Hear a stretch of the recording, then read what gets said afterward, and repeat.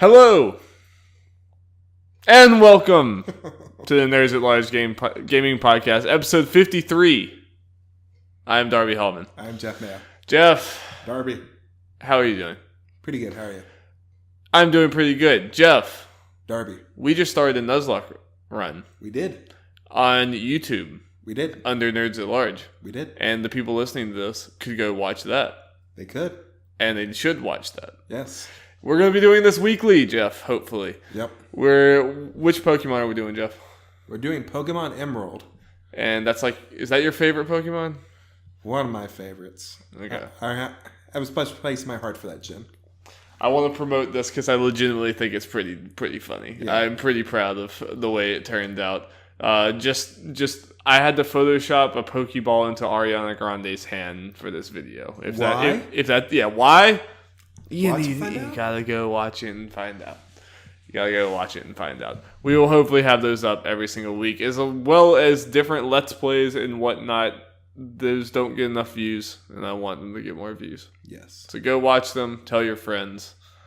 Tell your grandma. Just tell everyone, but especially your grandma. So you can watch us cry when we, at some point, just let our little babies die. Yeah, all of our little boys are gonna die. If you don't know what a Nuzlocke run is, basically there's a bunch of other rules, but the most hard hitting one is that all your Pokemon are dead once they die. They're dead forever. Faint. Yeah. So we'll put them in some giant mass grave box and be very sad about them. Yep. We could let them go, but it was more fun to look at the memories. Yes. So definitely go watch that. Jeff. Darby. How is the real world treating you? How is graduated life treating you? Yeah. Have you got to play some games in your graduated life? I have a little bit. That's good. I guess I technically finished God of War before graduation, so that's done. Congrats, Jeffrey. How did your opinions of it pretty much stay the same? Pretty my opinions might be better finishing it. Some pretty great stuff at the end. Yeah, that's all I'll say. I've heard people say the ending is phenomenal. I don't know anything about it, and I want to keep it that way until I finish it. You won't hear it from me, at least not on purpose. And I appreciate that a lot. But gameplay, everything stayed solid. I need to go do some side things because I want to. But finish the game. What's your way too early impression on where would this fit in your all time games? Do you think it would be up there? I gotta imagine it'd be on, if we did our list, redid our list a year from now, so I don't feel like putting on the list immediately. It'd probably be on there. Where exactly? Who knows? Yeah, no, that's high though. That's crazy, especially since I feel like gearing up to God of War, you weren't talking about it nearly as much as it wasn't even my top 5 anticipated list. Right? Yeah. So that's just kind of a testament to how great that game was that you got it day one, because it was just hard not to when it came out with perfect 10s. And also from my point of view, there wasn't much else. Not that I didn't want it anyway above a lot of things this year, but that helped. Yeah, that definitely helped a lot though. Came out at a very good time. Yeah, and it's killing it. It is. Yeah. I look forward to finally getting to play more of it. And we do that spoiler cast. Yeah, I need to stop editing these Pokemon videos and play some God of War like a real man. Yeah. But I guess one other thing I played, just to continue my updating, still playing Xenoblade Chronicles 2, just decided, since I'm done with God of War now, that's the game to focus on. I'm going to finish this game, hopefully. Are you decently close? I am in the middle of chapter 9 out of 10, and I'm decently way through that. Yeah. And I can see this being one of those things where the last chapter is shorter than a lot of the other ones, especially in the middle. Right. So hopefully I'll have it done pretty soon. Cool. That's a long game. Plus, I think I told you this over the weekend when we were hanging out. There was some data mining for its DLC. And if it's true, I'm going to have to get that season pass. This is too good. Are the DLCs usually really meaty? Mm-hmm. Yeah. The data mining was specifically for the single player DLC, story DLC, and it sounds really good. Plus, they released all these blades and stuff that referencing more Xenosaga, rumor is Xenoblade's going to be a reference for a couple blades. Referencing Xeno Saga? Yeah, like that's interesting. Yeah, Cosmos is in the game. The main character from Xenosaga is already a blade, and they announced Telos, another character, for DLC as a blade. That's cool. The data mining Shulk is going to be a blade. Yeah, I do remember you saying that. So that's awesome. That is awesome. So I didn't know Cosmos for Smash. I didn't know they still had references for like that far back and for Xenosaga. I also kind of forget that they're technically like in the same like brand or whatever. I'm happy that Bandai Namco allowed it, since unfortunately Xenosaga is owned by them. Right. I wish it was just owned by Nintendo. So model stock. Did that thing ever come out? The collection, the remastered thing? No. Do we not know when that's coming out? I don't think it didn't really be announced. I mean, it's just something people want. Wait. I think you're thinking of Dot Hack. Oh, I am thinking of Dot Hack. Yeah. I have that. Yeah, you're right. I definitely am thinking of that. Yeah. Oh, no. They're both series that I know you love. They announced the Xenosaga collection. I'm getting that. Oh, I know you are. That's why I was like kind of like confused. I was like, wait a minute, I thought that came out. Didn't he get that? Did you get the Dot Hack one? Oh, I did. Okay. I haven't played it yet because, There's so much else, but yeah, it's one of those things you have to buy immediately, even if you don't play it for a while. I want to play that Chapter 4 thing because there's a whole new section in there. New series. I want to play. Yeah, that was cool. Well, anything else, Jeff? No, that's it. As far as I got to play the tiniest little bit more of God of War, but I had graduation and I had to move out of my house. As you see, we're in a new place, and we were wrong. There's still a fridge in the background. It's Nerds at Large tradition. There's always going to be a fridge in the background, I guess. You know that little sword on our logo? We're just going to change it to a fridge. Yeah, it should just be a giant fridge that says gaming podcast. No, I'm just going to say this here. And I'm going to put you on the spot here. Oh, God. The first time we don't have a podcast where there's a fridge there, you just need to replace the sword with the fridge. Just the photo, just Photoshop a fridge in the background. In the logo where's the sword, just put a fridge there. Remind me and I will do that. I'll absolutely do that. But we also have decorations for the first time. Look, we have a little Lara Croft. We got more we want to do. I got a little Bowtech Horse and Box here. We might actually start looking like we know what we're doing. Look slightly professional. Cool. All right, Jeff. Voice. Yeah, very professional. Yep. Let's get into the news, Jeff. News jingle, Jeff. Jingle. Thank you. Sorry, forgot. What's our first item, Jeff? The Nintendo Switch Online service has been, got details on it. Yeah. So I'm just going to go through the bullet points for that, Darby. Was this ended up, it wasn't only announced in Japan, right? No, yeah. The first thing I saw was like a translation, but then shortly after did the US thing. Okay, so here's the bullet points for it. Still coming out September 2018.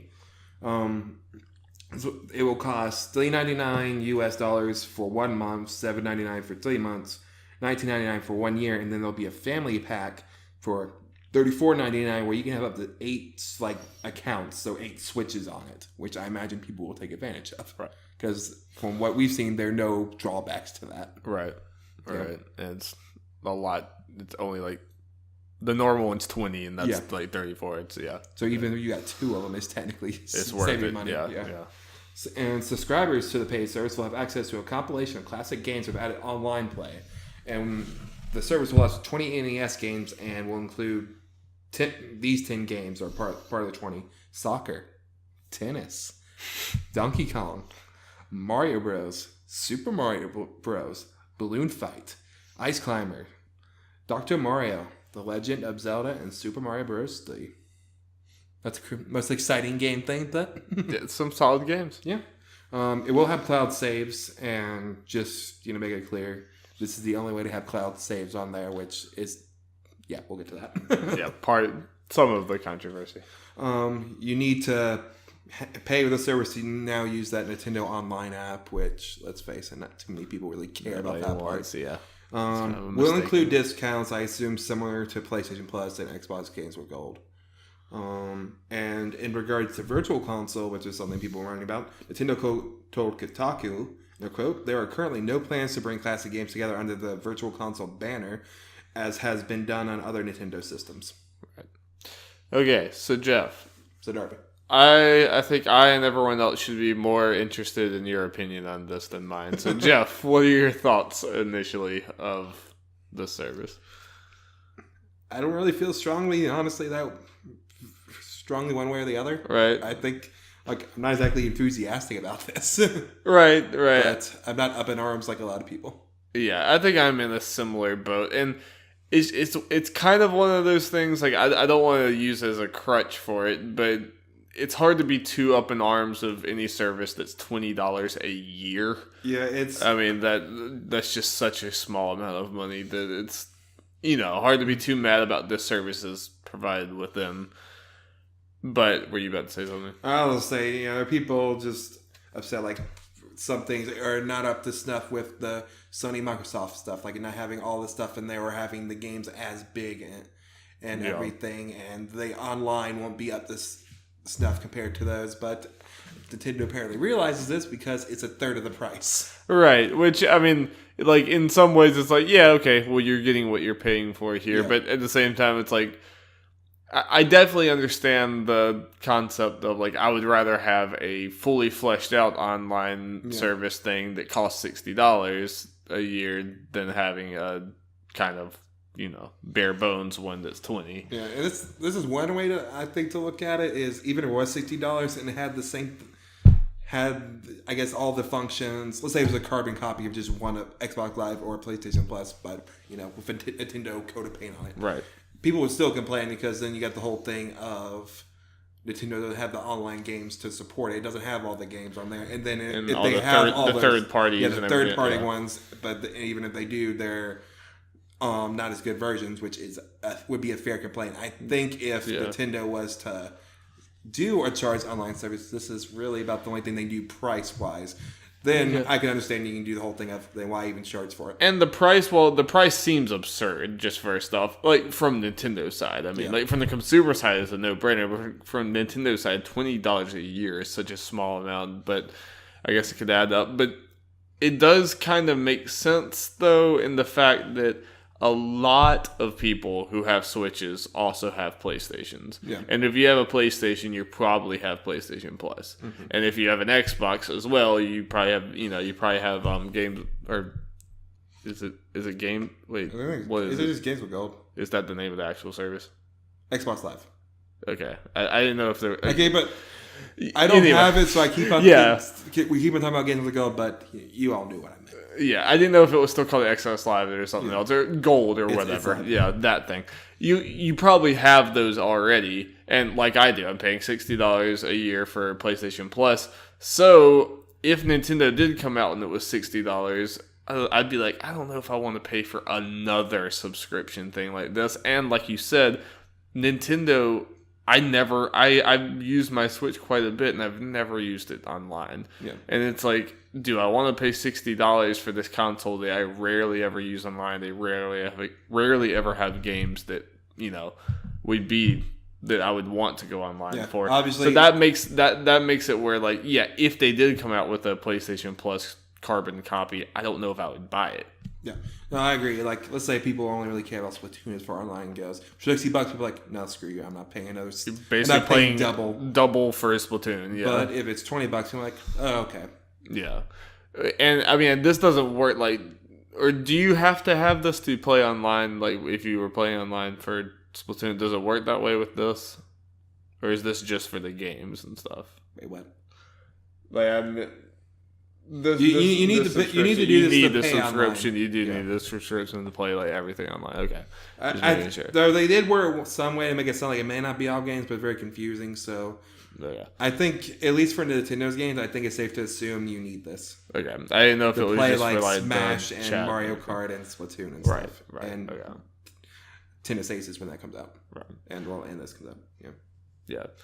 But I mean, so from that perspective, but also I guess the other side of this conversation is that this and whatever this morphs into is basically what's replacing Virtual Console, because Virtual Console's not coming back, unless there's another thing that hasn't come out yet. I mean, where do you think we're going with that? Like, it's a weird thing because Virtual Console is just, hey, here are old games, but we're just calling it this to make it sound fancy. It's just branded. And there are, like we mentioned, the NES games on here, and we assume we'll get other kinds of games from the later system, probably more down the line, because they're going to run out of NES games that people even remotely care about at some point. Yeah. They're arguably getting to the ones people don't care about now. Yeah.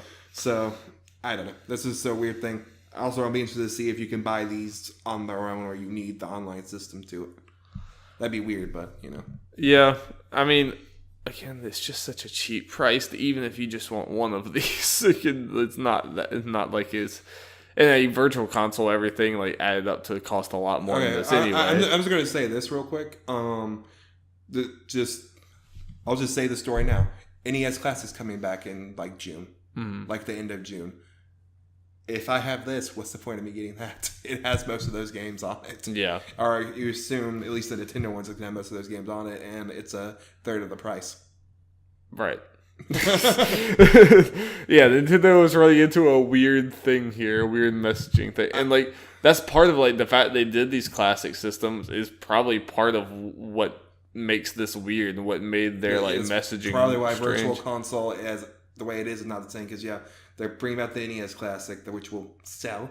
The SNES Classics, it's coming back in stock now, and it will sell. Yes. It's already sold over 5 million. Yeah. So those games don't have the same kind of draw they do in ways. I mean, they can still do the same thing with like N64 and GameCube and that kind of stuff, but they can just sell those on their own.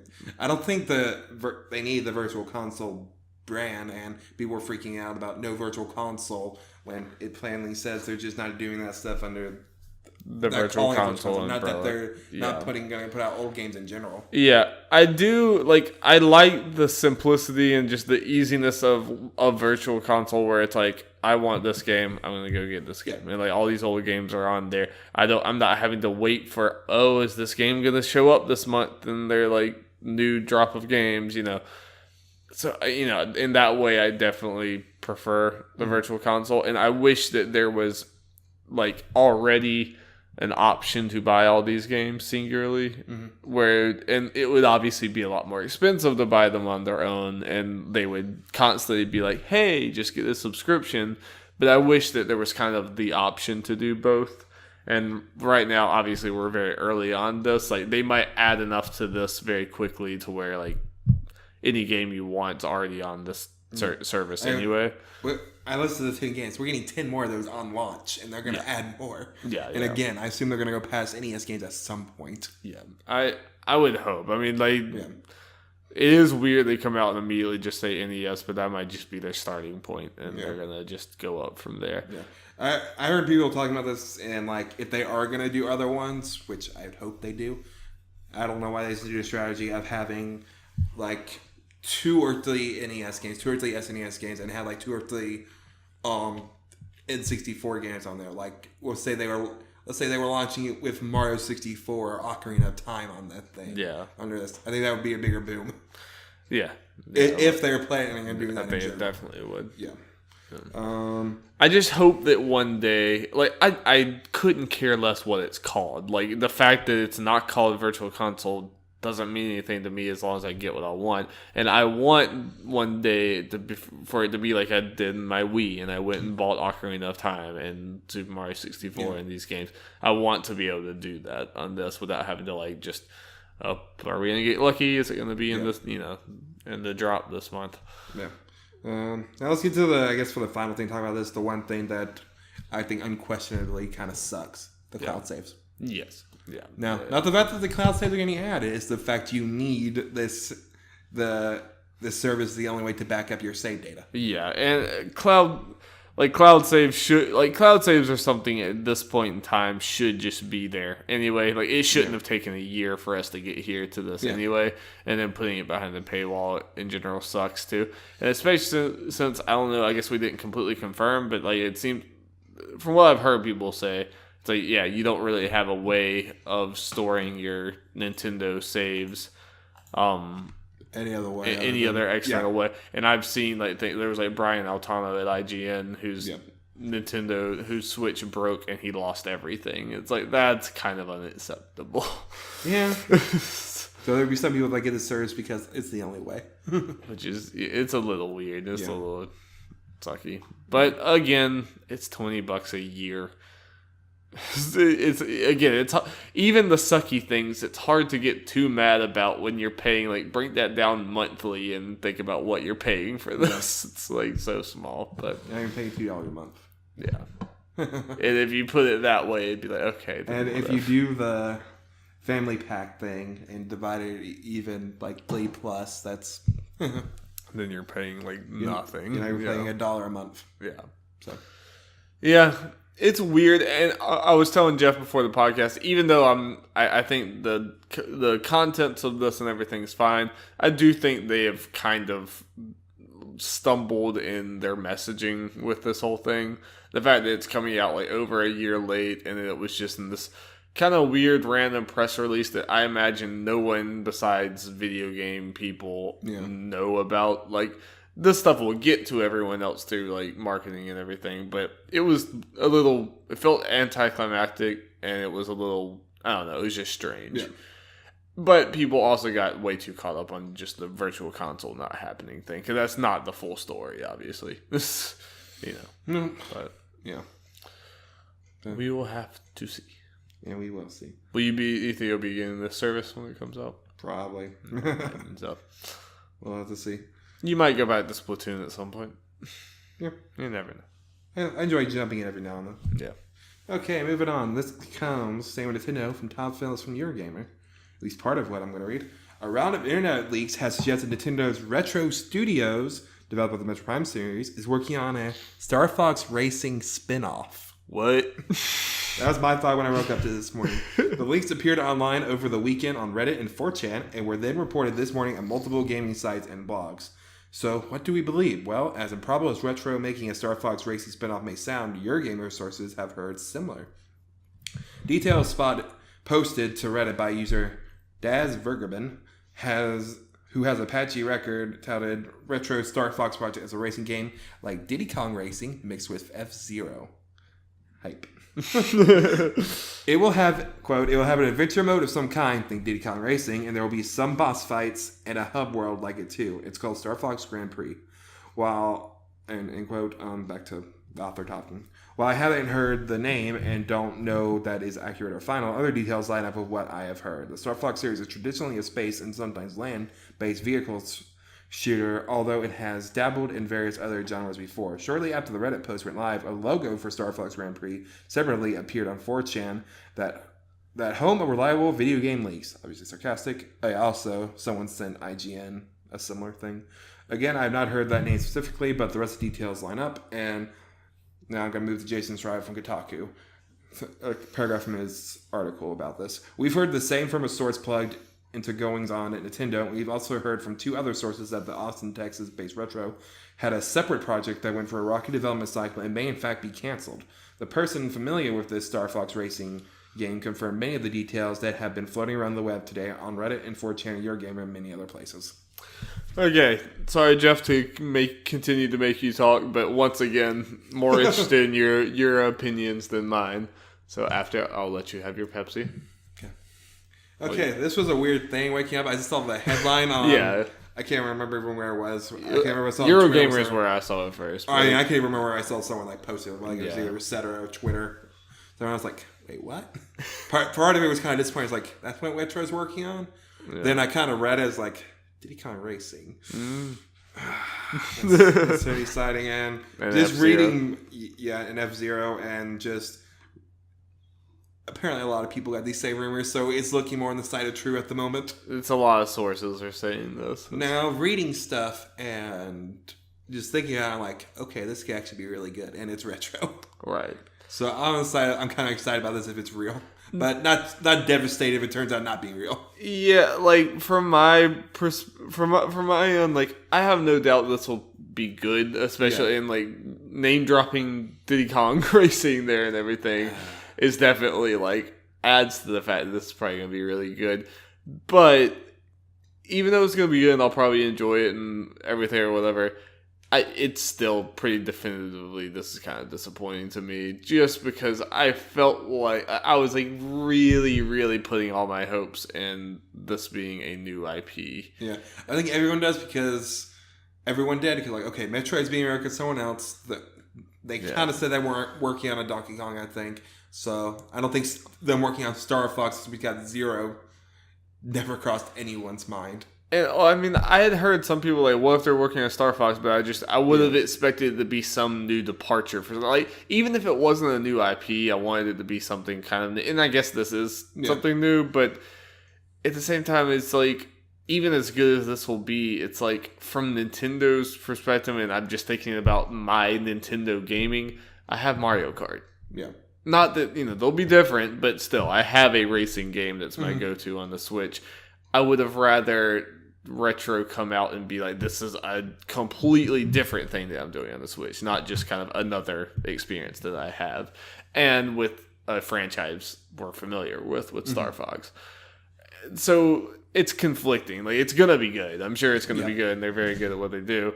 But it's kind of disappointing. And that would, like Jason reported there at the end, kind of, like, makes sense to me.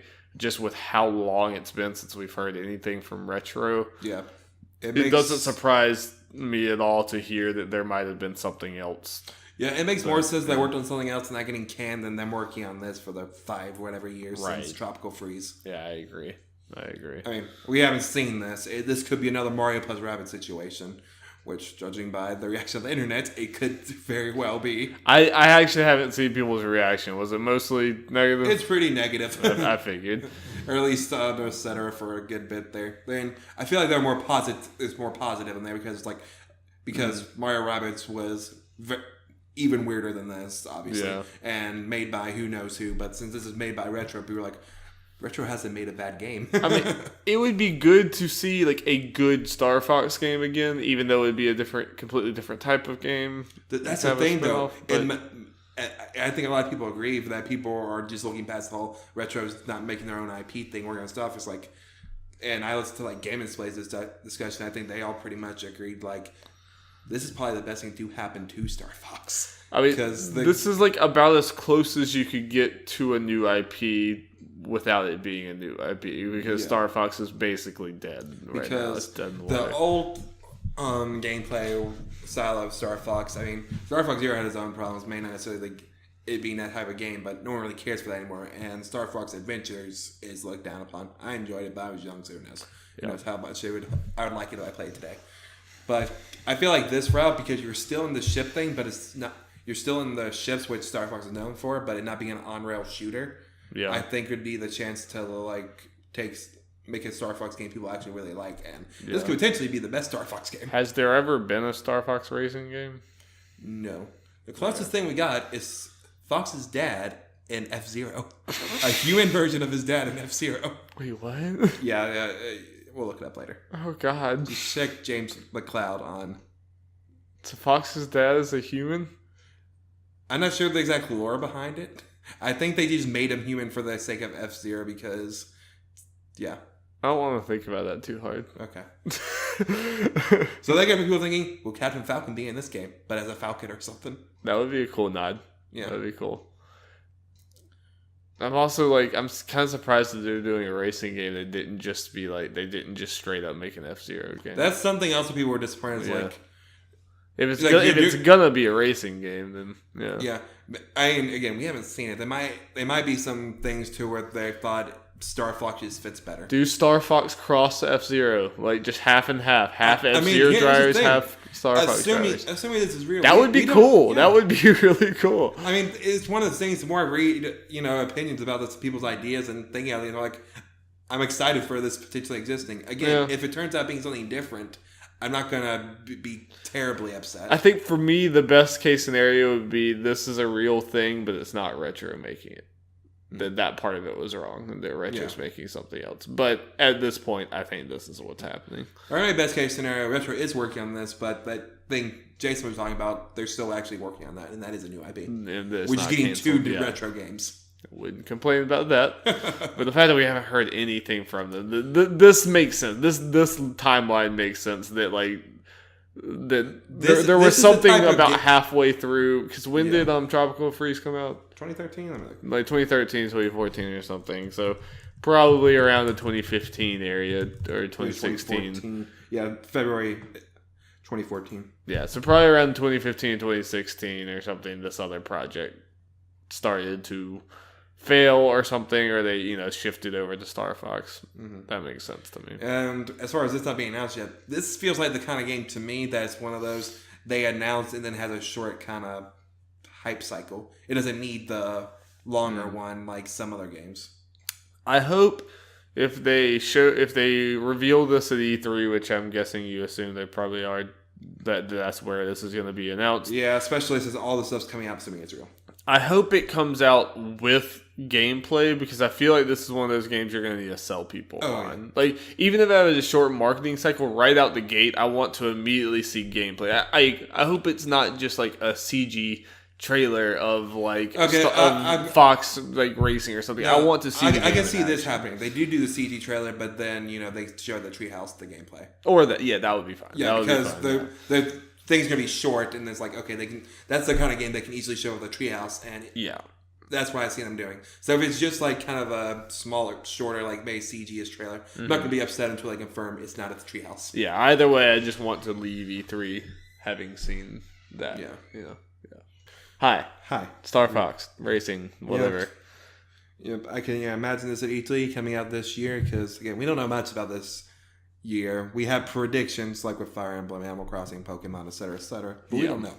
Yeah, I think this is obvious because like Nintendo, we don't know, and they definitely need some things to announce. So I think this is clearly going to be a decently big spot in their E3 Direct. Mm-hmm. Again, all we know for this E3 is Smash Bros. And probably like Xenoblade and Mario Plus Rabbids DLC. Yeah. But this is also disappointing slightly from a Smash Bros. Perspective, because if it was a new IP, we could have had whoever is the main character of that new IP in Smash Bros. Now it's just Star Fox. Yeah. But oh well. I'm excited to see. Everything about Nintendo. There's the secondary thought of, what does this mean for Smash? Yeah. And it's a little disappointing, but I'm not going to be one of those that's like, this is terrible. I'm like, nope, it's still going to be a good game, probably, and I'll look forward to the game we're going to get. Mm-hmm. I just hope that someone else somewhere at Nintendo is working on new IPs. Yeah. Especially after Splatoon and its success. Indeed. And ARMS and its relative success. Mm-hmm. So. Ready to move on, Darby, from Nintendo? I am, Jeff. Okay, let's move to Sony, Darby. All right. This comes from Sean Layden from the PlayStation blog. Join us on Monday, June 11th, starting at 6 p.m. Pacific time, as we share a preview of what's next for PlayStation. We'll broadcast the show live from E3 2018 in Los Angeles, California, via the PlayStation website, Twitch, YouTube, and Facebook. In a rare break from tradition, we wanted to give you an early glimpse of what to expect heading into the showcase on June 11th. PlayStation's Worldwide Studios will be at E3 at full force to provide you an exclusive look at 4 upcoming titles. Death Stranding from Kojima Productions, Ghost of Tsushima from Sucker Punch, Marvel Spider-Man from Insomniac Games, and The Last of Us Part 2 from Naughty Dog.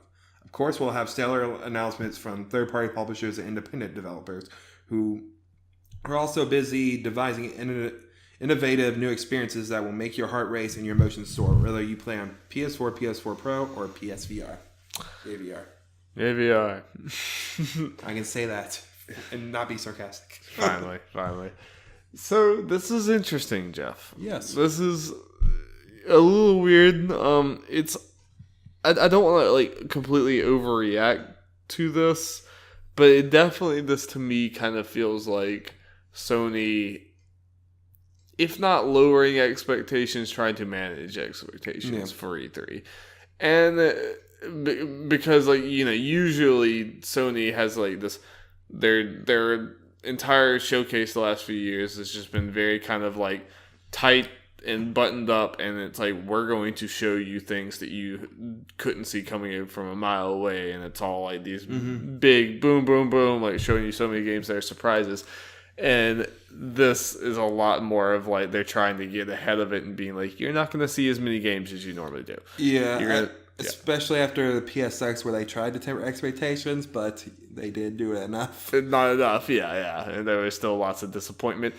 And that's a little disappointing, but it also makes sense because every single PlayStation studio that I can think of is accounted for at this point. The only thing that they could announce as far as exclusive goes, if it's a third-party related thing. Yeah, and I imagine, like they said, I imagine there's still gonna be some third party, like Devil May Cry 5 might be on that stage. Like, It's happening. There's gonna be some games like that, but as far as like the PlayStation games, there's really no other studio I can think of that doesn't either already have a game announced that's coming or just released. I mean, the only other thing Sony related on this I can think of they could do is show Dreams off, show Concrete Genie. Yeah. But they don't necessarily have to do it there. So if they don't announce anything related to Dreams, that's where like, okay, what's going on with this thing? Yeah. But even showing Dreams, I wouldn't be surprised if they still do show Dreams at some point or something. But that's not like God of War and Spider-Man. No. They're out of those. These are the big four that Sony has right now. And like, I mean, this is kind of like Sony's they kind of made their own grave here, because the last few years they've showed like God of War and Spider-Man, all these things so early, and like, you know, the hype cycle on this has been for so long to where, and they were just like constantly showing this studio. At some point, you run out of those, and you can't have E3s like that many years in a row because you only have so many studios. Yeah, and we've been predicting this forever. That kind of happened last year. It's like they had some big announcements, but not necessarily from. And it was a lot of the games we had seen before. Yeah. And it's like, you can't beat that drum again because you don't have God of War to promote again this year. Yeah. You can do Spider-Man, but even that, like, I don't want to see Spider-Man. I just want the game to come out. Yeah. Ghost of Tsushima makes perfect sense. Death Stranding makes perfect sense. Like, see, Ghost of Tsushima, we'd be upset they didn't show anything. What I'm hoping, from a positive standpoint, what I'm hoping this means is that we get a much deeper dive into these than we ever would have. See, if we get a deep dive on all these, I'll be happy. And then throw in a couple third-party announcements and maybe one kind of shocking first-party thing, even if it's not the biggest thing. Yeah, I mean, I hope they at least have, they're being a little coy and they have and one more thing does. Yeah. Now here's the thing that's, I think, you are getting too excited for. People are expecting that one more thing, and they will be disappointed if they don't get that one more thing. No, I think like them coming out like this tells me there's a good chance they won't have that at all, or it'll be a lot smaller. Because like Sony would not be coming out and saying this if their conference was going to be at the same level it was like that. And like, it's weird to say at the same level because it might be just as good, just in a different way. Like, honestly, if you give me like extensive, like blow my like socks off or whatever Ghost of Tsushima trailer, Death Stranding, and gameplay stuff, I mean, I'm just like, I'm so like, I want to know what Ghost of Tsushima is like, just because. Imagine when we finally get Death Stranding gameplay in this, and Last of Us gameplay. Would me and you be legitimately upset if we got that out of this conference? Right. I mean, honestly, those type of stuff could be mind blowing. Like, I'm yelling at the screen, like, "Oh my god, that's amazing!" Even though it's just these games. Like, there's a way to do this conference, even focusing primarily on these games, and do it right. Now I'm just, being crazy here, but imagine if at least in one of those they stayed like 2018 / like 2019 / early 2019 somewhere at the end of one of those. Right. That could be their big thing. We're gonna do predictions, but I mean, I'm not necessarily predicting. I'm just saying. Ghost of Tsushima. I think Ghost of Tsushima will end with I think it's gonna be like May 2019 or something like that. We kind of get an idea, or March or February. Yeah, we have an idea of Death Stranding and Last of Us Part 2 are kind of 4 weeks, but Ghost of Tsushima is kind of a mystery. Yeah. And because Sucker Punch, Second Son was a while ago, so they could have been working on that for a long time. Yeah, and Sony at that point could have had a whole thing. Okay, we're gonna try not to announce stuff too early this time. Yeah, and Sucker Punch may have wanted to do that too. Right. I'm hoping that this is Ghost of Tsushima's last E3. Yeah, that'd be great. Mm-hmm. And so this is like. I don't want to say it's completely disappointing until we see it. It's just like, this is going to be different. This is obviously going to be a different Sony E3. And I hope they don't go too much. Like, I think I've saw a lot of people worried that, this means they're going to do the awkward couch PSX thing. I don't think they're going that far. Like, I don't think it's going to be quite like the, Sean Lane with a suit and just video for an entire hour and then Sean Lane with a suit again. I think there's going to be more talking. There might be developers on the stage. There might be a little more laid back. Or do it more. When we're in God of War's reveal, and we got that 8-minute kind of gameplay thing. Just have that 4 times. 4 times, yeah. It could be like that. I don't think it's going to be that drastically different, but it is going to be different. And I think since it's going to be different, and there's no way they couldn't with how spread thin they are with their studios, I think it's smart to get ahead of it. Yeah, but this makes our betting for Sony more boring. It does.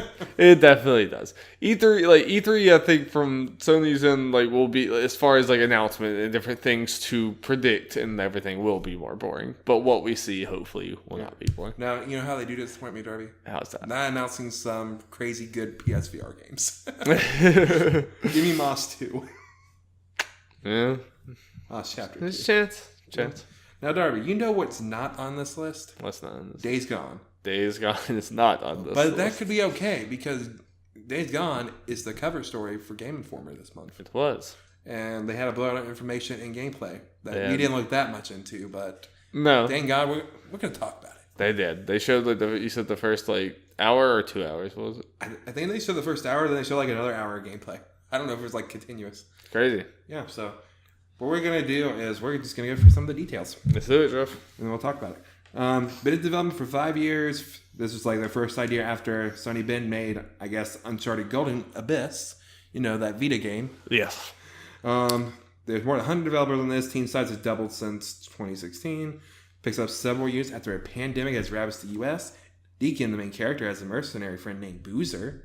Plot is about surviving, not finding a cure. Stealing Boozer's stuff will make him upset, which will affect your relationship. There are 5 encampments throughout the world that Deacon goes to, and he tries to form relationships between them. And then we're gonna have a couple of these things no gameplay things, but just to say them. Still important. You got to clear out locations to unlock fast travel. Large towns you can explore. The bike is completely upgradable and customizable. There are flashback missions where you learn about Deacon's past with Sarah. I assume that's his girlfriend or ex. Yeah, I think we saw her riding on the back of his cool motorcycle. There are 2 different kind of camps: ambush camps and encampments. Ambush camps are bad, and they will attack you on the roadside. Freakers, which I guess that's what the infected are called, are drawn to dark places such as tunnels and will make nests. They're going to have 6. That's gross.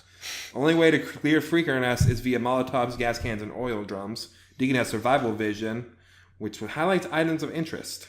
Deacons, you can upgrade stamina and health and all that stuff. There are radio towers you can climb, because of course there are. I don't know why. It's a modern game. What will they do when all radio towers are torn down? I don't know. Post-apocalypse.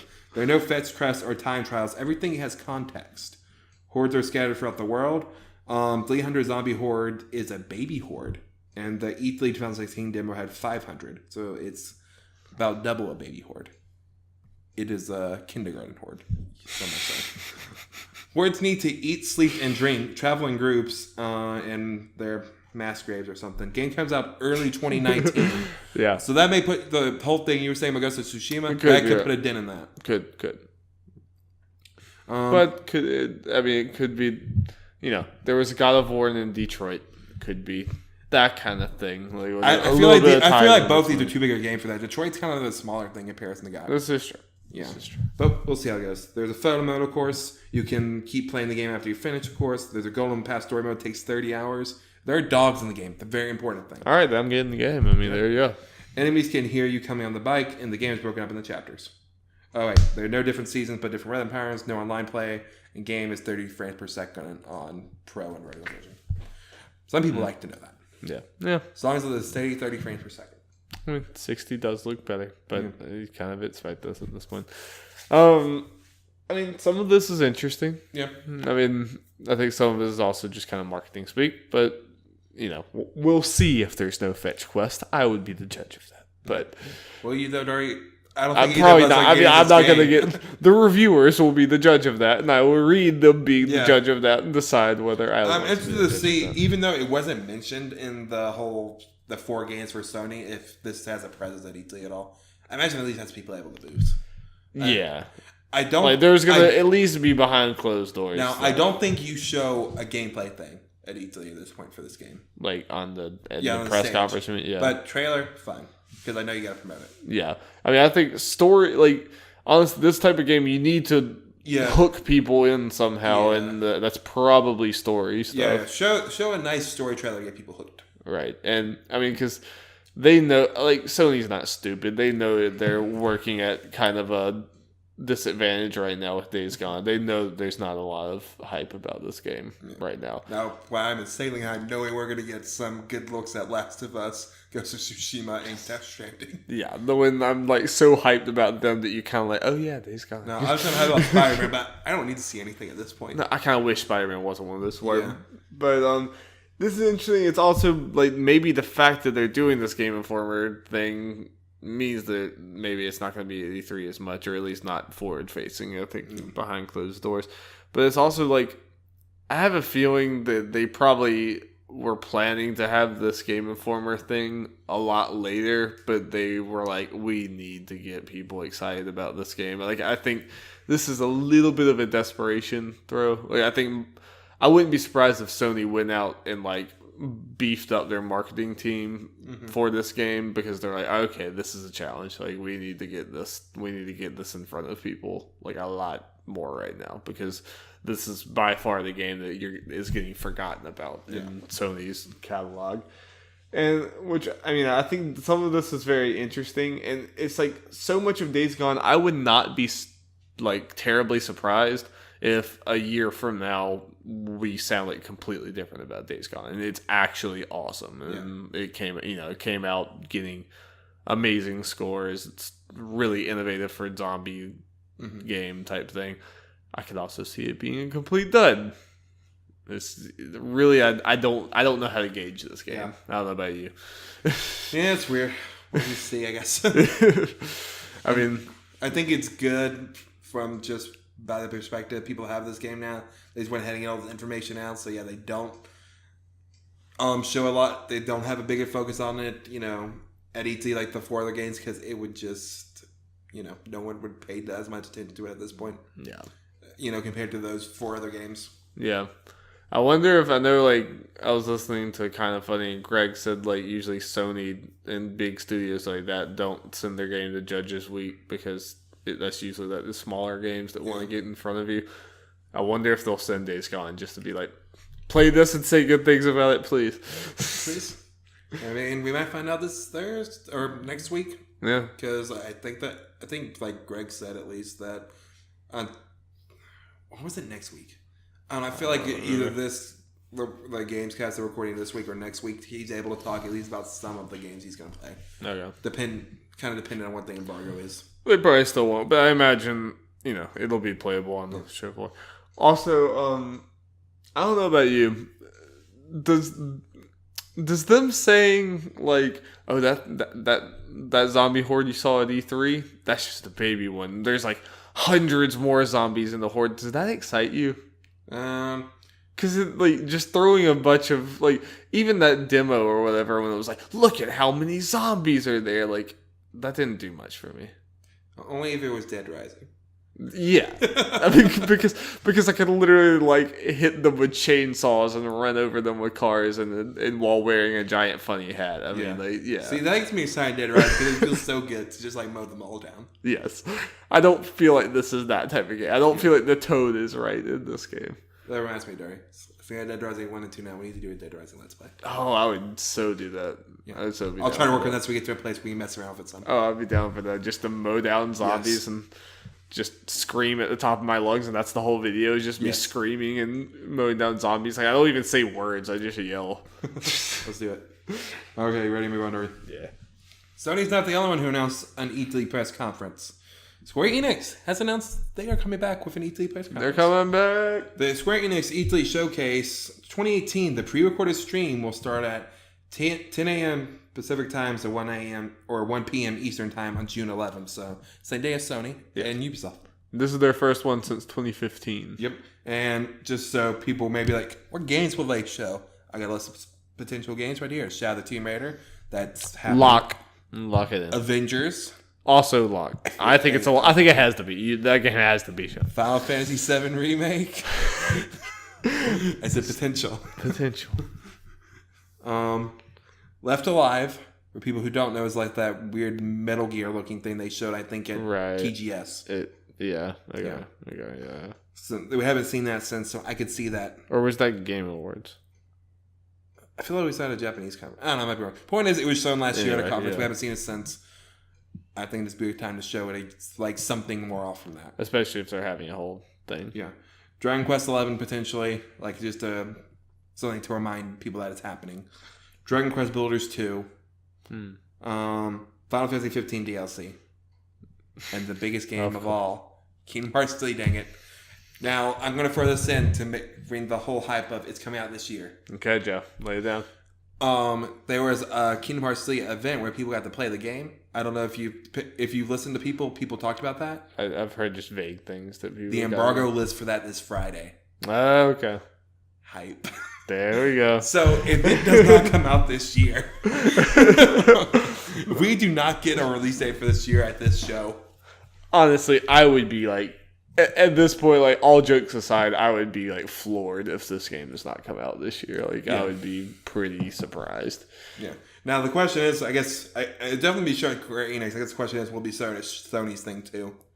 Maybe, but if Square Enix is having, showed at both before. If Square is having its own conference, then I don't know. I mean, but this will be first before Sony's. That's right. Correct me if I'm wrong. This is like they said it was going to be kind of like a video, like a more like a stream. Nintendo Direct type thing. That's to say that exactly, but the sound of it, that's more like what they're going to do, which I'm okay. More like that. I'm all for. Takes out the awkwardness, honestly. It makes it like... and this was when this was announced, people were like, oh, then what's the point of watching this? If it's just a pre-recorded thing.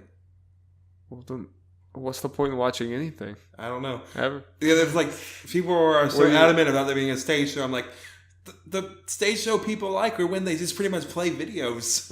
I mean, you're not there. What do you care? As long as I get the thing, I'm fine. Like, I mean, granted, the stage show is kind of cool. Just in the like, you get to see the when those big like shocks and reveals happen. It feels a little more like big at the stage show. But honestly, nowadays, like you see the internet reaction immediately anyway. So it's like, I mean, I get it both ways, but. I mean, I would never say that there's no point in watching it because of it. I would just say, But looking at this, I expect to get a pretty meaty Avengers thing. Because we don't even really know what the game is at this point. We just know that it's a thing. Yeah, I was kind of, when I first saw it, it's like, do they have enough for that? And then I saw like lists like this. I probably forgot one or two things. Like, okay, they do. And especially since, imagine they announced one or two things. Yeah. And even the Avengers thing if they showed off like an announcement of its own. I mean, we know it exists, but we know nothing about it, like you said. Like, we don't even know what type of game it is. Like, we don't even know genre, I don't think. Yeah.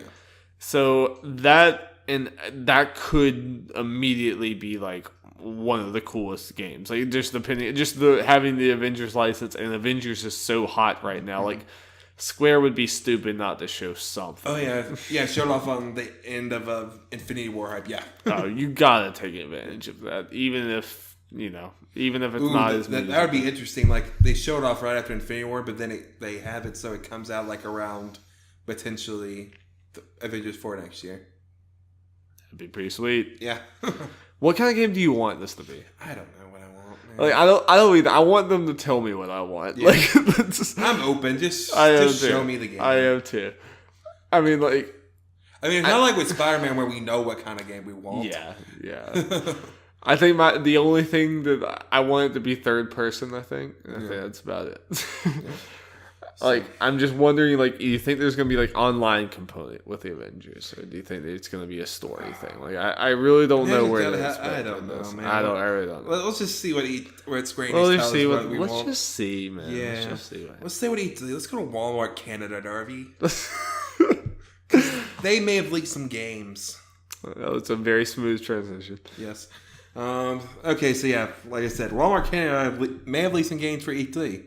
They claim it was a glitch or something. Well, I mean, whatever. Mr. Walmart letting all the games slip. Yeah, so here's the list of, I guess, games of interest. It had stuff like Smash Bros. And that kind of stuff that like we already know about. But here's some games that didn't really have anything prior to this. Final Fantasy VII Remake. So I guess that meant that it didn't have any pre-order thing up then. So I don't know if that means anything. It did? Wait, what? Final Fantasy VII Remake was posted on there. Yeah. I don't think it had really anything before this. So that may or may not mean something. Okay. Probably not. Just Cause 4. That's not... Wait, that's Square Enix, right? I think I can look it up. So, add another thing to the conference. Splinter Cell. Everyone, yeah. Dragon Quest 2, that's what it's called on there, but odds are that's Builders 2. Lego DC Villains, which apparently has been rumored for a long time. Yes, it's Square. Add another thing to the conference. Borderlands 3. Everyone and their mother believe that's coming. Yes. Rage 2. We'll get to that later. Gears of War 5. Forza Horizons 5. Assassin's Creed. Metroid Prime 4. And Destiny Comet DLC. That's the thing about this leak is like a lot of these games are just kind of very obvious. Yeah, that's the thing. We talked about this before. The only thing that's weird is like, yeah, this is like the obvious thing where anyone who's kind of into games could kind of figure this out because there's nothing in there like new, right? Out there. I mean, like, and that's one thing that maybe gives credence to it is like none of these seem crazy. A lot of these seem like they really could be things, but also just because some of these games are announced doesn't mean that I think that this thing is necessarily true. Because like. Yeah, I mean, we know a Splinter Cell's coming. Obviously, Rage 2 just came. And we know a new Borderlands Just is coming. Borderlands, Lego DC Villains, even have been something talked about potentially forever. There's going to be a new Assassin's Creed, period. I mean, like, I don't think it's going to be this year. I think it's going to be next year because they're doing the every other year thing. There's going to be new Forzas. You know, it makes sense. Yeah. But if it's true, I mean, there's interesting things.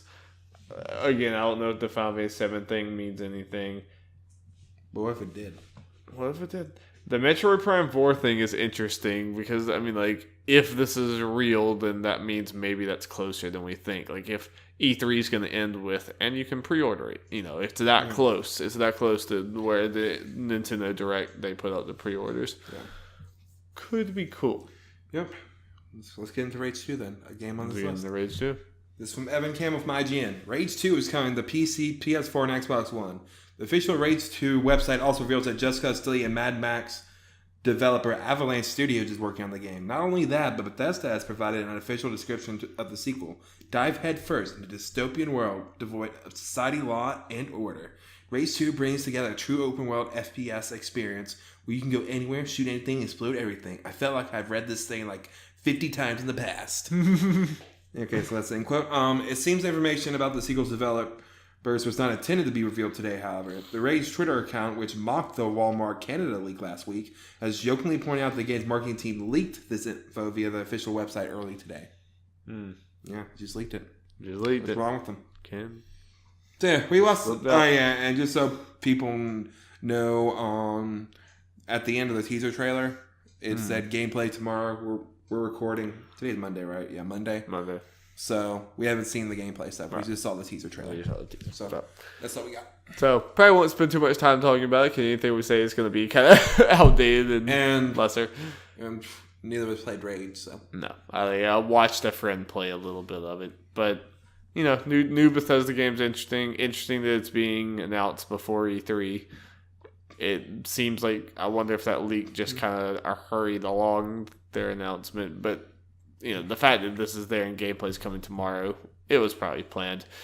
Makes me wonder, like, will E3 just get something bigger if they're already showing the announcement and gameplay a few weeks before E3 when they have a whole conference to do? It's kind of strange. Yeah, this is the thing. It's like, okay, well, there's a good bit of news in the last little bit, but I'm getting this out. It's like, okay, Rage is in the headlines. In the middle of E3, that wouldn't be a big headline game. That is true. Especially if they announce, let's say, Elder Scrolls 6. No one will care about anything else. Oh, Jeff, stop. I'm throwing out ideas, Darby. Trying to get in the mind of Bethesda and their marketing team. Yeah. Just don't. So what do you think of the teaser trailer, Darby? It's colorful. It's colorful stuff, and Andrew WK. Very early 2000s, kind of middle school-esque, and it doesn't tell you anything because it was a bunch of actual like live action people, just actors that you're watching.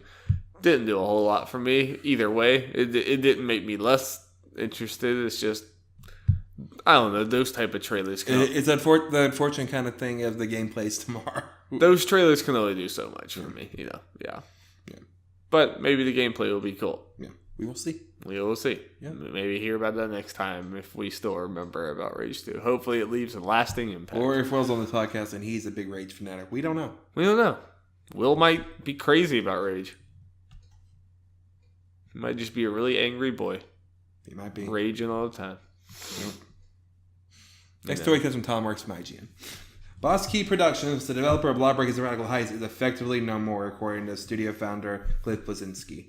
Bleszinski made the announcement in a statement on Twitter, saying Radical Heights was a last-ditch attempt to make their own type of battle royale game after Lawbreakers failed to gain traction, but it was ultimately too little too late. The servers for Radical Heights will not be shut down immediately, but it's unclear how long exactly they will stay up, as the statement only says for the near future. Bleszinski says he is personally going to take some time off and reflect. He also thanked both those who supported the studio and those who worked at Boss Key. So this always sucks. It always sucks, and this is kind of seems, I don't know, crazy fast. Since Radical Heights was announced not very long ago and put out in early access. I mean, literally 2 weeks ago. I mean, I remember thinking, a lot of people thinking that was really fast that they released that or whatever and did their thing with it. I mean, like I said, it was a last ditch attempt to okay, let's see if we can get something done, because if not. But it just seems weird because for a second it had a lot of people playing it, because I remember it came out. I mean, it was free, but then people stopped talking about it immediately. Yeah, but it was also not finished. Usually you see these games they build on it, especially with how early access it is. It's just strange. I hear you, but it's whereas things they were just there's okay, we need to do something fast, or we're shutting down. I assume that's the way it went. So they were hoping to gain some of that Fortnite scene with an early access free game. I'm guessing they were at least partially expecting it to not do so, then, because that's a crazy ask. This game needs to blow up or our studio's gone. Yeah. I mean, I get it. I kind of feel like it's mostly because of Cliff Bleszinski. I think he's just a very open dude. But I feel like we've seen, usually developers are not so open about their projects, where, Cliff Bleszinski was very open about it. He's I'm very proud of Lawbreakers, but it was a failure. It was we did not get what we needed to with this. And that's usually, they're not that open about that. And even this, they were yep, we tried this, it failed, we're shutting down. It's weird. It seemed like everything from this studio, just right from the start, kind of just seemed like the deck was stacked against it. I mean, it's partially their own doing, but Lawbreakers seemed like a good game, but it was was coming out shortly after Overwatch. It was never ever gonna. It was just dead in the water. Yeah. And I don't know. It's just weird. It's a weird story. Just Boss Key in general. Yeah. If you listen to the Kind of Funny Games or Games Daily for today, no, they talk. Tim and Jared talk about this. I don't remember exactly what they said. I think Jared had an interesting point, with Lawbreakers, Radical Heights, and just shooters in general nowadays, that it feels less are succeeding an overall number. There's more mind share around the same one, partly because of Twitch and the whole viewing thing. To be successful with, you need a streamable game. You need a streamable game, but also a very fun game. You need to find the right balance, and then even sometimes you need to gain traction right away. Or if you can't get a game that the streamers really like and that people want to watch, then you're kind of dead on arrival at this point. Yeah, I mean, this might be a trend in the future of games. If they don't get that immediate surge, it's well, you're kind of screwed. You're kind of done. You had your chance. And go. Yeah.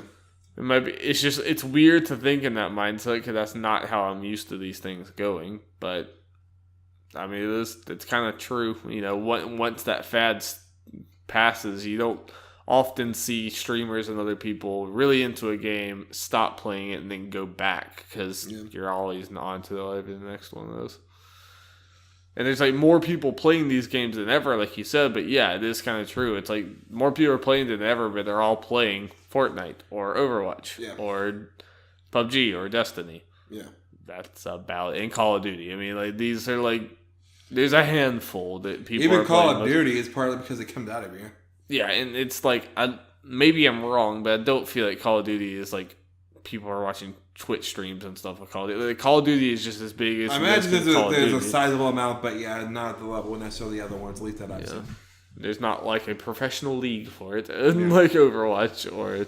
No, I also was thinking Drake's not playing it on Twitch. That would actually, I just remember when Jerry was talking about it, I was thinking about Alex and Olivia. It's like, I think part of the reason they still play Overwatch is because they got into the Overwatch League. Yeah. So, and then they keep on watching the Overwatch League because they're playing Overwatch. It's just a cycle for them at this point. Circle of life. Yeah. Yeah. Yeah. All right. I guess move on, Darby. Except from Alex Gileadov from IGN. Capcom has announced Monster Hunter Generations Ultimate for Nintendo Switch. Monster Hunter Generations Ultimate will be released exclusively on Switch on August 28th. You'll be able to play local wireless and online multiplayer with up to 3 other hunters for the first time. You can transfer your original Monster Hunter Generations save data to continue your adventure in Ultimate. Cool. Yep. Did you ever play any of these other Monster Hunter games? I haven't played any of them since the PSP. But you did play? Yeah. Okay. Yeah. So does this interest you? Yeah, not really. It's one of those... it's kind of the same thing with World. It's like, I don't have time to get into all this. World actually looked like a lot of fun, but I agree. I had no time to get into it. It was like... I was looking at it, like, if I had time, I would get sucked into this. I pretty much said that since the moment World was announced. Like, I know this is going to be a great game and everything, but I can't tell them. Yeah. If I was 15, I would have been all in Monster Hunter World. And I think this is double crossover with when the Switch when that was in Japan. Now they're just coming over and calling it Generations Ultimate, which is good. They're getting this over. I'm interested to see how this does. Yeah, I've heard a lot of people like worried about because like even with as complicated as it was, World is a lot more handholdy than all the other ones. So there's going to be a lot of people coming from World to this, and I wonder how they'll react to that. Yeah, it'll be interesting, and just the fact it's a downgrade, like visually and stuff. Yeah, because obviously this generation is a 3DS game. Yeah. But I'm interested to see how it does sell. I don't expect to do as well as World, obviously, since that's the best-selling Capcom game. But World exploded. I imagine this means this will sell more than it would have if World didn't exist. Yeah. Because Monster Hunter just in general is big right now, and the Switch is big, growing and growing. So I'm sure this game will do fine in Capcom. Yeah. I also think it's far enough from World where people might just go ahead and get this one as well. Yeah, and then grab a one. Okay, I'll read the next thing, Daria. This is one you got to listen to. I'll be listening. This comes from Jordan Alleman from IGN. A new super hot game is set in Japan. Has been revealed by Japanese developer Game Tomo. Tentatively titled Superhot JP, or Superhot Japan, the game is revealed on Game Tomo's website and will be a standalone title within the Superhot universe inspired by Japanese culture. The game is being developed in Tokyo and with guidance from Superhot team. Superhot Japan, I'm just going to call it that, will feature an all-new storyline as well as a range of Japanese settings including hot springs, samurai castles, karaoke bars, and bullet trains. Okay.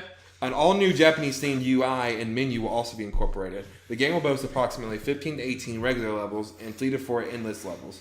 It will be priced very reasonably. The studio plans to release the game for at least PS4 and PC. There's no official release date as of yet, but the game will be released in Japan first and then possibly other countries worldwide. I gotta imagine it's gonna come to other countries because why wouldn't it? Yes. Okay, that's cool. Yep. That's pretty cool. I mean, so it's a super hot game. It's the super hot label, right? It's not just a development. The super hot team, the people who made super hot, are gonna be guiding this studio. Okay. All I want to know is when is this coming to PSVR? Yes.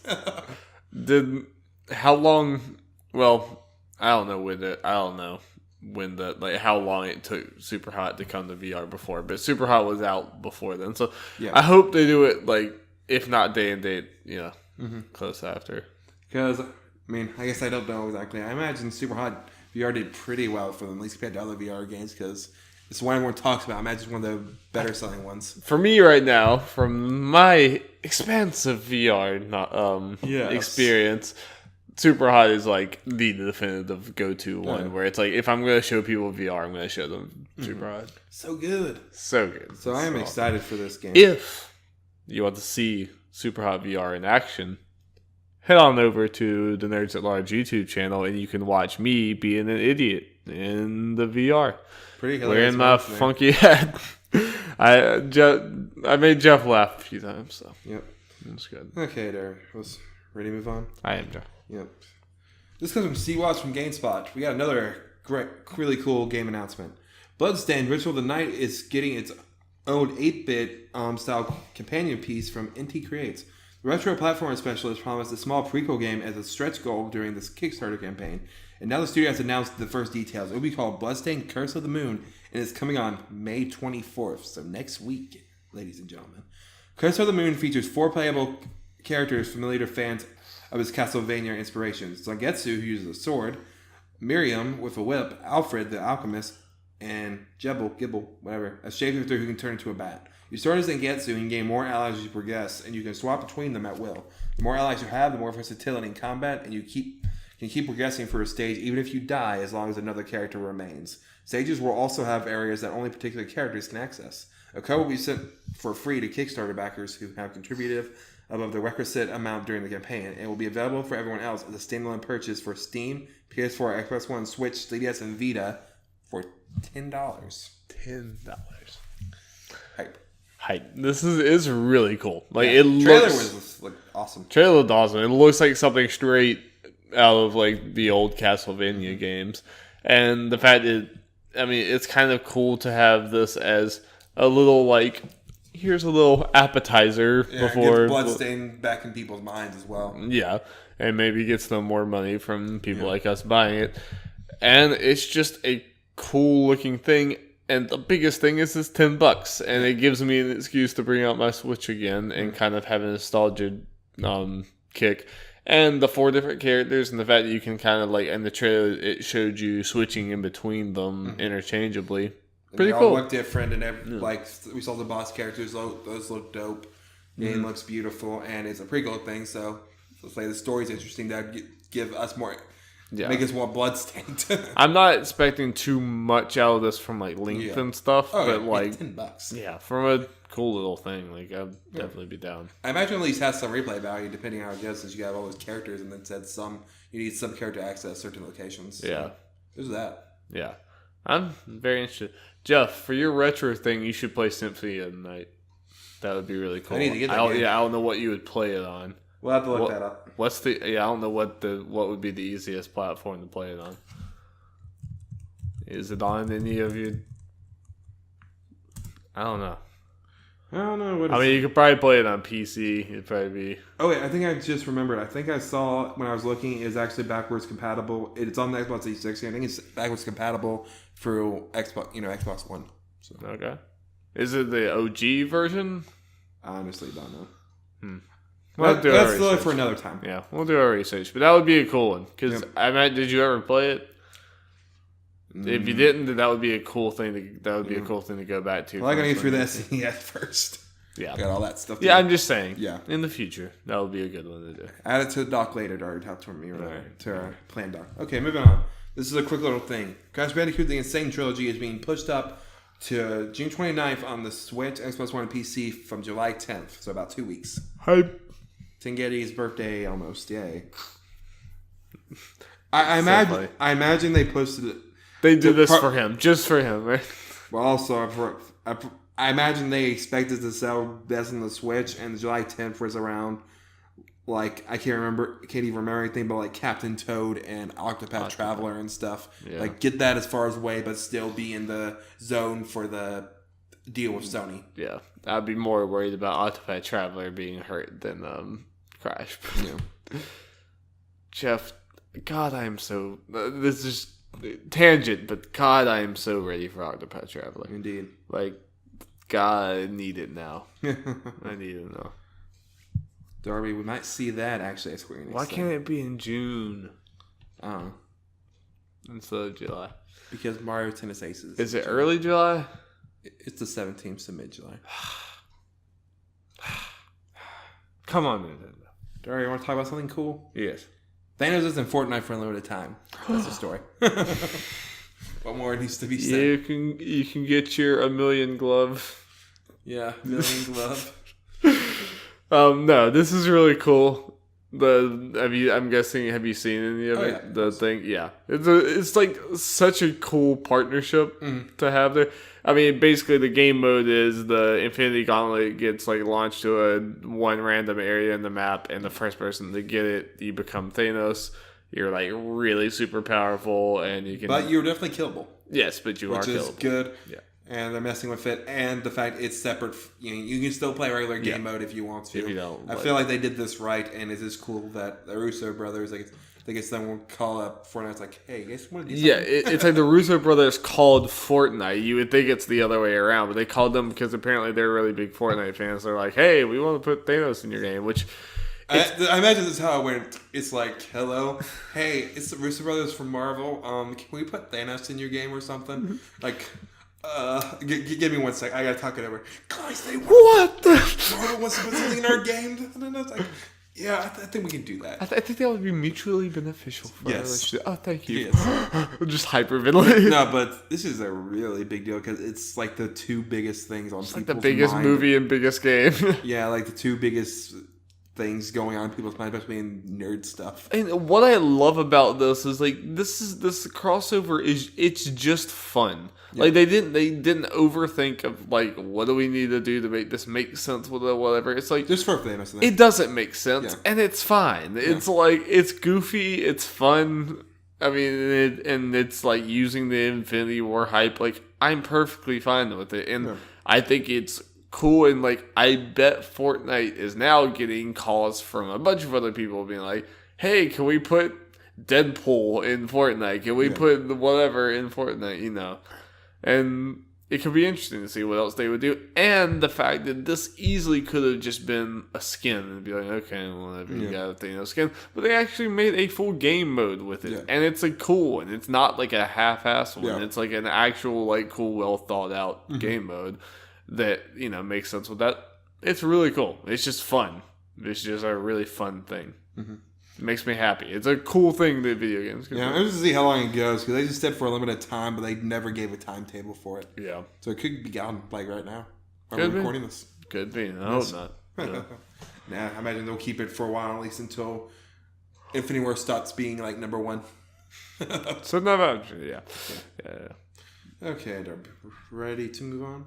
Yeah. Okay, we already talked about the NES Classic. I don't plan on waiting in line for that one. That's my contribution. Doesn't mean as much to you as the SNES. I mean, I like the SNES better. SNES games are just better. Okay, Jerry, we're bringing back an old segment. That's awesome news of the week, but we have two stories for it. Whoa, coming back with a vengeance. Yes. First one comes from Jordan Allman from IGN. Devolver Digital has revealed it is working on an SNES game. You heard that right. With all profits going to the mental health charity Take This. Fort Parker's Crunch-Out is a game starring Devolver Digital's fictional CFO, Fort Parker, where players take a ragtag group of game developers from a downtrodden garage studio to a high-rise mega corporation. Playing as Parker, players will use questionable motivation tactics such as coffee, discipline, and shock treatment to ensure employees remain on schedule. The game is being created in an effort to raise awareness about a prescient issue in the game development community, commonly known as crunch or crunch time, where developers may be made to work overtime to meet production deadlines, much to their own detriment. The developer would be donating 100% of the profit from Fort Parker's Crunch-Out to Take This, a charity that spreads awareness and fights the stigma around mental health. This is dope. One of the coolest things I've ever heard. It's so awesome. Just sorry for the fact that it's an actual, like, this will work on an SNES. Yes. Like, this is a SNES game they're releasing. Like that. The fact that it's bringing awareness to Crunch, and the fact that 100% of it goes to help. It's just, there's nothing bad about this. Nope, we can say something negative about this. We just got to get props to Devolver Digital. Yes. I wonder if they're having another conference this year. I hope so. Well, it's just an acid trip. We need the acid trip in between the. We do. We need to have our reactions to Devolver Digital. And it's just us staring into a camera and being like, never mind. We'll talk about it later. Okay. I want to spoil my ideas. Okay. Bringing on to the next one, Darby? Yes. There's nothing more to that other than yay, Devolver Digital. This comes from Tom Warren from The Verge. Microsoft is reportedly working on a new Xbox controller for accessibility. The controller includes two oversized A and B pads, a D-pad, and the usual Xbox button and navigation controls. Windows Central reports that the new Xbox controller designed for accessibility will likely be unveiled at E3 next month. An image of the controller has leaked online thanks to Twitter user Walking Cat. The leak image shows what looks like programmable AMB pads with light LED indicators that we first saw on the second generation Xbox One Elite controller leak. There are also a variety of inputs at the top that will presumably be used to connect other devices to map Xbox functions. Controller codenamed Project Z also appears to include a headphone jack and USB port. The USB port will likely help accessibility user program the controller for use with Xbox One games or apps. Microsoft is holding its E3 keynote on June 10th this year, so we'll likely hear about this new controller in less than a month. Also, yeah. Can't say anything negative about this either. It's really cool. There is not enough out there for, accessibility with the games. Yeah. Because people with problems is really hard for them to play certain games like that. So, the fact that someone as big as Xbox is doing something like that. Just give people, really the option to play something that helps them. Yes, and usually this has to come from third-party stuff that doesn't, work directly with what they're doing. But really cool. For Xbox to be putting something out. Hopefully, like charge like $120 for it, though. Yeah, that's the other problem. Yeah, but we'll see. Yeah, hopefully we'll see if they announce this at their conference. Yes. Okay, are you ready for the last thing? I am, Jeff. This is kind of a small thing, but I guess sales time. Sales time. This comes from Neuralog from Resetera. Square Enix had their financial report. I didn't go that deep dive into it because I didn't see anything particularly out there / interesting. But they just had a breakdown of where Square Enix made their money. I thought it was interesting. Where'd they get that money? Square Enix made $858 million in mobile, $600 million in console / PC, and that was right, and $291 million in MMOs last fiscal year. For those that are curious, their flagship mobile games are Final Fantasy, Brave Exvius, Dragon Quest of the Stars, Dragon Quest Monsters Superlight, and Kingdom Hearts Unchained X. So, there's more thing pointing out that mobile games sell for these companies, and that's why they make them, despite us not caring. None of the Go games. Sad. Apparently those are good. All the different Lara Croft Go and whatever Go. This was just... When I was right here with the ones that Neuralog put on there, and I think those are ones that were just kind of focused on the last year. Yeah. Those Go games are pretty old at this point. They are. Yeah. Those game. And I don't think they have microtransaction incentives like these games do. So yeah. Part of me surprised that MMOs are that much compared to the console PC games. What MMOs do they have? 14. Yeah. Okay. Yeah, I forgot. Is that it? They're probably they must have something else. That's probably. Oh yeah, I think there's some made Dragon Quest 10 in Japan. I don't think they ever came here. I think that's an MMO. MMOs are a weird thing. Like both of us used to play RuneScape back in the day and stuff. MMOs are a very particular type of gaming that I have not experienced in years. Yeah, and it was fun. It used to be legitimately fun when you were in high school and had no time. Yeah, I mean, you had nothing you were doing with you. You had nothing but time, and you could waste that much time into playing those or whatever. But especially when we were all playing it, and you could just do mundane, dumb things, but it was fun because you're doing in this game. It's interesting, and I wish that that's one of those things that maybe I can experience that again when I'm 80 years old in the retirement home. I'm probably never going to be able to experience an MMO again. Yeah. They just have to be able to get the deep dive into it. Yeah, not the way that it's meant to be experienced. I can imagine I could be tempted on some stuff, but some of the ones I'd be interested in are Japan only. Yeah. There's some Dragon Ball ones. Really? That seems to be crazy. I've thought about 14. Mm-hmm. I've thought about it sometimes. I owned 14 at some point. Oh, really? I got it for Christmas. My mom got it for Christmas. I remember that. Yeah. But I was like, no, you have to pay for this monthly. We're taking it back. I can't remember what I got instead. Yeah, I don't know. The monthly thing is also I've thought about 14 and I've thought about a few others, but it's I know I'm not going to be able to put in the time to make the subscription worth it. It's just never going to. It was $60 plus the monthly thing. If it was just a plain $60, I would have just gladly taken it and messed around with it. So I'm been happy. Yeah.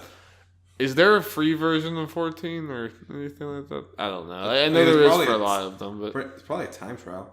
Yeah. I would never have the time.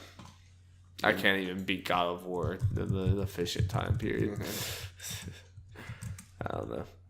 But is that it for us, Jeff? That's it for the news. All right. Well, I think that's it for us, right? Yeah. We don't have a main topic. And I mean, this was a busy week of news, Jeffrey. Unlike last week. Yeah. Last week was a struggle. But I think this was a good one, Jeff. We had some good conversations. Yep. And we are in a new setting with a new fridge. And my graduation gown over there. Yep. Not on the camera though. Not on the camera. And I guess everyone look forward to more E3 talk in the coming weeks. Yes. Just in about 2 weeks we'll record our prediction or betting special thing. And hopefully this week you will have our Infinity War spoiler cast with Mr. William Outlaw joining us.